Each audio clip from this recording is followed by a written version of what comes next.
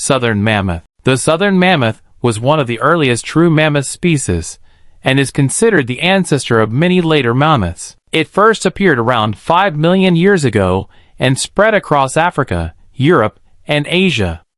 Unlike the mammoths most people imagine, it lived in relatively warm environments and had less body hair. Its large size and adaptability helped it thrive across different landscapes. The southern mammoth played a crucial role in mammoth evolution because several later species developed from it over millions of years. Steppe mammoth. The steppe mammoth was one of the largest mammoths ever to walk the earth. It evolved from the southern mammoth and lived across the vast grasslands of Europe and Asia. Some individuals reached heights of more than 4 meters at the shoulder and weighed over 10 tons.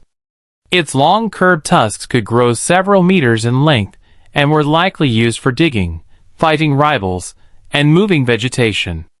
The steppe mammoth became the direct ancestor of both the woolly mammoth and the Columbian mammoth, making it one of the most important species in mammoth history. Columbian mammoth. The Columbian mammoth lived throughout much of North America during the Ice Age. It preferred warmer climates than the woolly mammoth and often inhabited grasslands, forests, and river valleys. Standing up to 4 meters tall, it was among the largest mammoths ever known. Its massive tusks sometimes crossed over each other in dramatic spirals. Fossils have been found across the United States and Mexico, showing that it was one of the dominant herbivores of its time. It likely interacted with some of the earliest humans to enter North America. Woolly mammoth.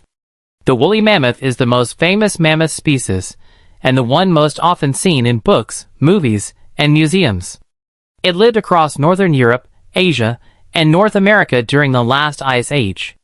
Thick fur, a dense undercoat, a layer of body fat, and small ears helped it survive freezing temperatures.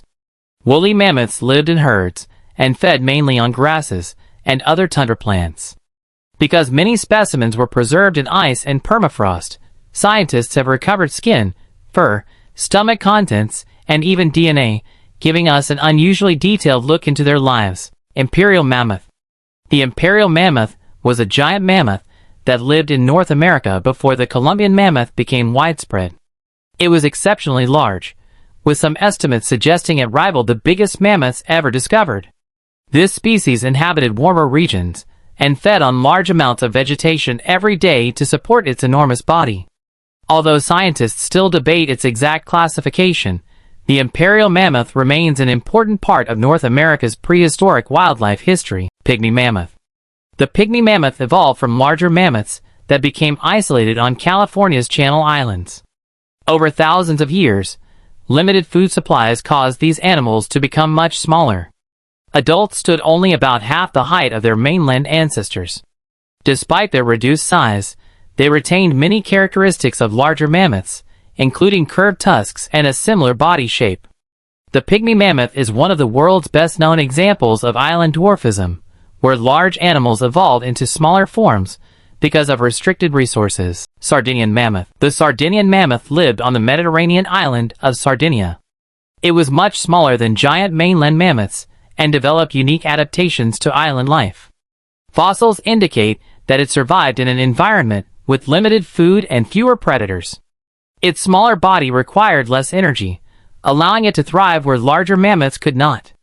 The Sardinian mammoth provides scientists with valuable evidence of how quickly evolution can change a species when it becomes isolated. Jefferson's mammoth. Jefferson's mammoth is believed to have been a hybrid between the woolly mammoth and the Columbian mammoth. It lived in areas where the ranges of these two species overlapped during the Ice Age. As a result, it displayed characteristics from both parents, combining features suited for both cold and relatively warm environments. This mammoth helped scientists understand that mammoth species occasionally interbred, creating populations with mixed traits rather than remaining completely separate. Wrangel Island mammoth. The Wrangel Island mammoth was among the last surviving mammoths on Earth.